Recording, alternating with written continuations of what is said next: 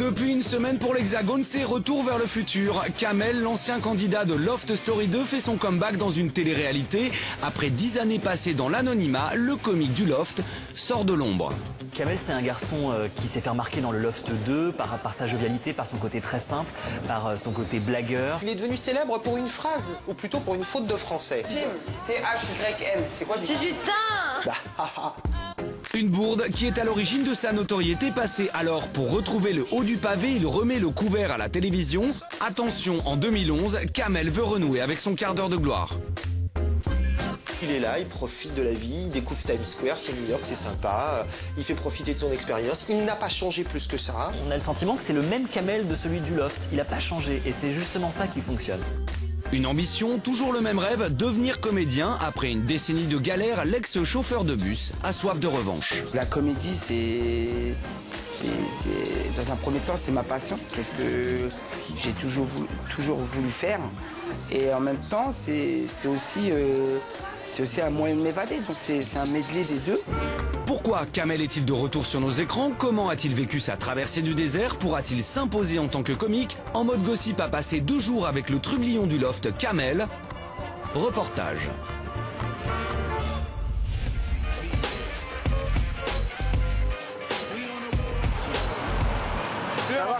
Regardez la pêche, les gars.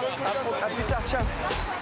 Paris, 5 octobre. Malgré le temps qui court, sur les Champs-Élysées, Kamel passe difficilement inaperçu. Bah déjà, c'est beaucoup moins que lorsque j'avais fait le Loft, ça c'est sûr, mais ça fait toujours plaisir.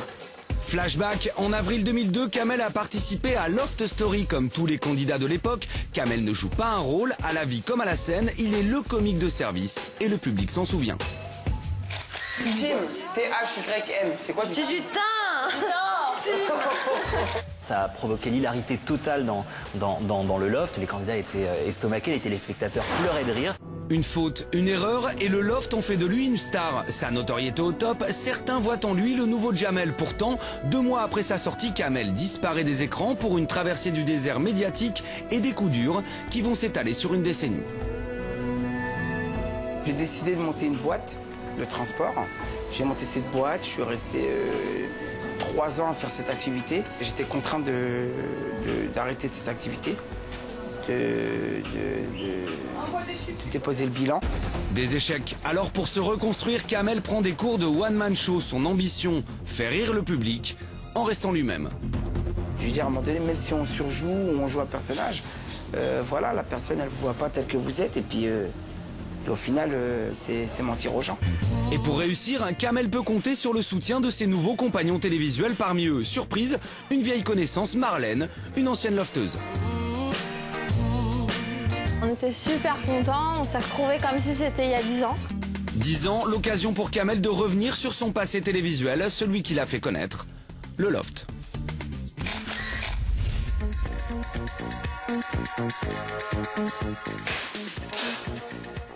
Salut!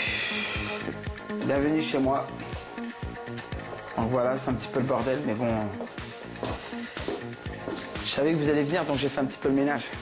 Neuilly-sur-Seine, le lendemain, on retrouve Kamel dans son appartement pour une séquence émotion, un retour sur son passé, histoire d'évoquer l'avenir.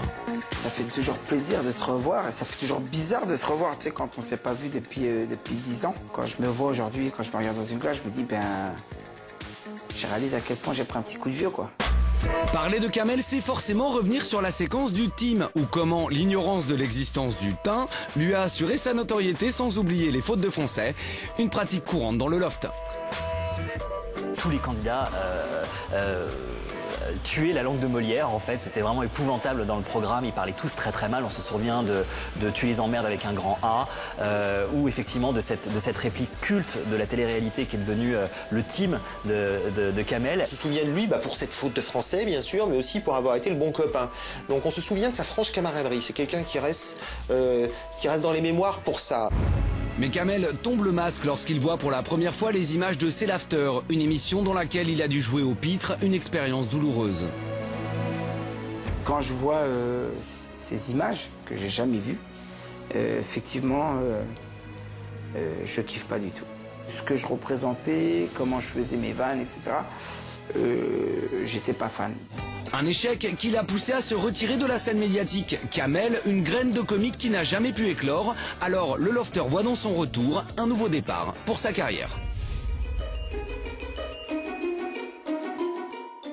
Quelques heures plus tard, dans un café parisien, Kamel donne des interviews pour la promotion de la télé-réalité à laquelle il participe. Le clown renoue avec la notoriété. J'ai un petit peu l'habitude, donc c'était normal, quoi. C'est un truc qui n'était pas nouveau pour moi, quoi.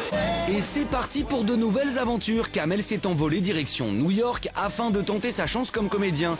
Or, il part avec un handicap, il ne sait pas parler anglais. Un petit frein quand on veut percer outre-Atlantique. Démonstration sous nos yeux. Because I'm French people.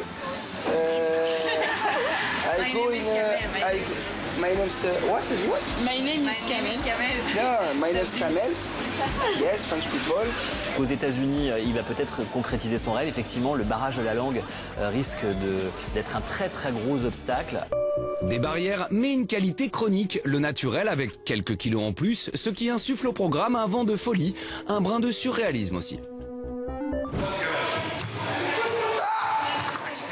Je vais me lever. Excuse me.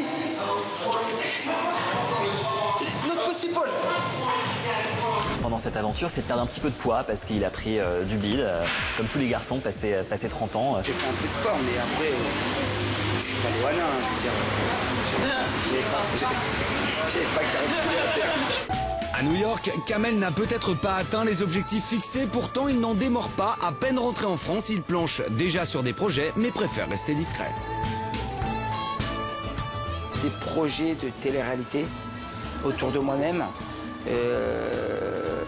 J'ai des projets de one-man show, de spectacle, mais voilà, je peux pas trop m'avancer, je peux pas trop en parler parce que rien n'est fait, rien n'est signé. Et pour mieux rebondir, Kamel avance à tâtons, objectif, réaliser son rêve, devenir comique, et son retour à l'écran pourrait peut-être accélérer le processus.